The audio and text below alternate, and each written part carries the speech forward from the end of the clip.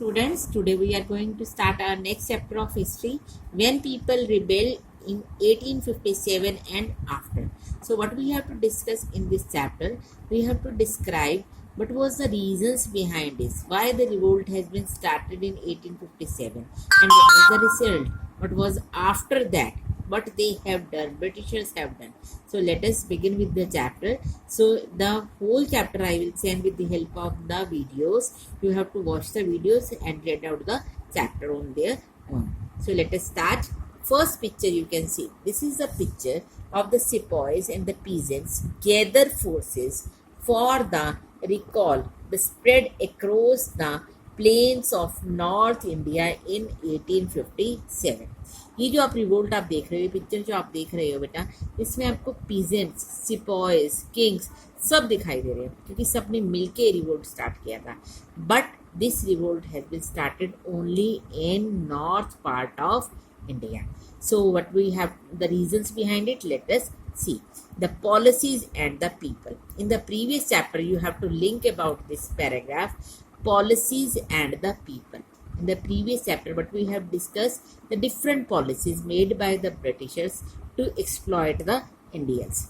In the previous chapters, you looked at the policies of the East India Company and the effect they had on different people. सब पे effect आया था. जो भी policies बनाते थे उन्होंने किंग्स के लिए, क्वींस के लिए, पीजेंट्स के लिए, लैंडलॉर्ड्स के लिए, ट्राइबल ग्रुप्स के लिए, सोल्जर्स के लिए, were all affected in different ways. Main motive क्या था? They want to control over the India. The main thing was that only. You have also seen how people resist policies. लोग कैसे policies को देखते थे, कैसे उनको एक्सेप्ट करते थे, and their actions that harm their interest और गो अगेंस्ट देयर सेंटीमेंट्स. अपने सेंटीमेंट्स क्या होते हैं, उनकी फीलिंग्स के अगेंस्ट जाती थी ये policies. So what, how they react against the Britishers. तो first heading that of kings and the queens. तो at the time they were called nawabs. Nawabs lose their power. Nawabs की जो पावर थी वो खत्म होनी स्टार्ट हो गई थी. Since the mid 18th century, nawab and rajas had seen their power eroded. 18th century के आते आते अब इनकी पावर्स को छीनना स्टार्ट कर दिया. इरोड मीन्स लेना शुरू कर दिया. They had gradually lost their authority and honour. जो उनको रिस्पेक्ट मिलती थी, जो अथॉरिटी से ऑनर मिलता था, वो फिनिश हो गया. Residents had been stationed in many courts. Residents होता है जो ये ब्रिटिशर्स लोग थे, उनको वहाँ पे रखा गया बहुत सारी कोर्ट्स में. Why this was so? Because they thought कि nawabs were not capable. The freedom of the rulers reduce. जो शासकों की फ्रीडम थी उसको ख़त्म कर दिया गया. Their armed forces disbanded. उनके अपनी तरह से आर्म फोर्सेज यूज होते करते थे. They have changed and their revenues and territories taken away by the states. One by one step करते हुए उनके रिवेन्यू को पहले उन्होंने कंट्रोल किया, फिर उनके टेरिटरीज को भी अपने कंट्रोल में लेना शुरू कर दिया. Those who have taken it, Britishers. So what we have discussed in this first paragraph, how the Nawabs and the Rajas had seen their power eroded. उनकी पावर्स को कैसे फिनिश किया गया. Many ruling families try to negotiate means talk की, बातचीत की with the company to protect their interests, ताकि उनके इंटरेस्ट बचे रह सके.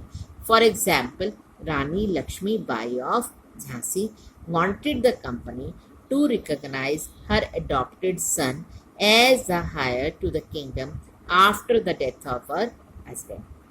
इसमें कोशिश सबसे पहले किसने की? रानी लक्ष्मीबाई ने. क्योंकि डॉक्ट्रिन ऑफ लैब्स की जो पॉलिसी थी उसकी अकॉर्डिंग क्या था कि अगर राजा का अपना बेटा नहीं है तो वो राजा का जो एरिया है वो किसके पास चला जाएगा? ब्रिटिशर्स के पास. पर रानी लक्ष्मीबाई, झांसी की रानी, ने ये स्टार्ट किया, बातचीत की कि मेरे इस बेटे को जो अडॉप्टेड सन है इसको आप रूलर काउंट करो. And her husband Nana Saheb the adopted सन. नाना साहब कौन थे बेटा? अडॉप्टेड सन थे पेशवा बाजीराव सेकेंड के. प्लीडेड, उन्होंने भी रिक्वेस्ट की that he be given his father's pension when the later died. उनके पापा की पेंशन उनको मिलती रहनी चाहिए. However, the company, confident of its superiority and military powers, and turned down these pleas. इस pleas को, इस request को military powers के लिए, superiority के लिए, they don't have considered. उन्होंने किसी की भी कोई बात नहीं सुनी. As you have seen, different policies के लिए they have to be framed specially to catch their empire. Awadh was one of them. अभी सबसे पहले हम एग्जाम्पल दे रहे हैं अवध का।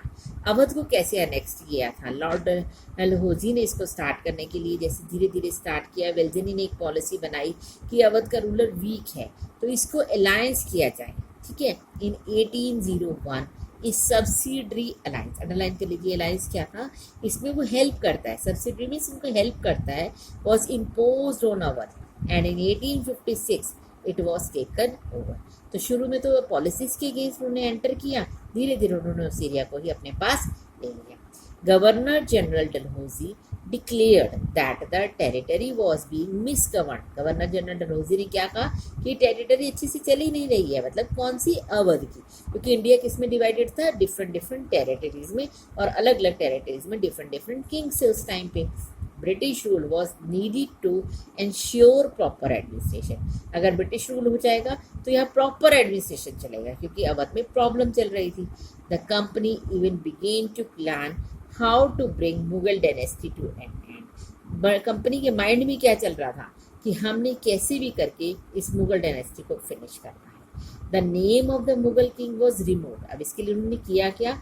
जो कॉइन्स थे, मिंटेड कॉइन्स, जो वहाँ पर कॉइन्स, जो मनी करेंसी यूज होती थी by the company, in 1849 governor general Dalhousie announced that after the death of Bahadur Shah Zafar, the family of the king would be shifted out of the Red Fort and given another place in Delhi to reside in. उसने कई सबसे कोई कह दिया कि Bahadur Shah last Mughal emperor रहेंगे, इनके बाद जो भी इनके डिसेंडेंट हैं, एंसेस्टर्स हैं, वो यहाँ पर नहीं रहेंगे, उनको रेड फोर्ट में नहीं रहना, उनके लिए हम अलग प्लेस दे देंगे इन दिल्ली में ही। In 1857, Governor General Canning decided that Bahadur Shah Zafar would be the last Mughal king. उन्होंने अनाउंस ही कर दिया पब्लिकली कैनिन ने कि ये लास्ट मुगल किंग है। After his death none of his descendant, कोई भी इसका बचा हुआ बेटा पोता कोई भी, would be recognised as king, उसको हम राजा नहीं मानेंगे। They would just be called prince, उनको क्या कहा जाएगा? राजकुमार। तो what we have seen in this video, but they have described the nawabs lose their power. Nawabs लोगों ने कैसे अपनी पावर्स को खोया था अंडर द ब्रिटिश रूल।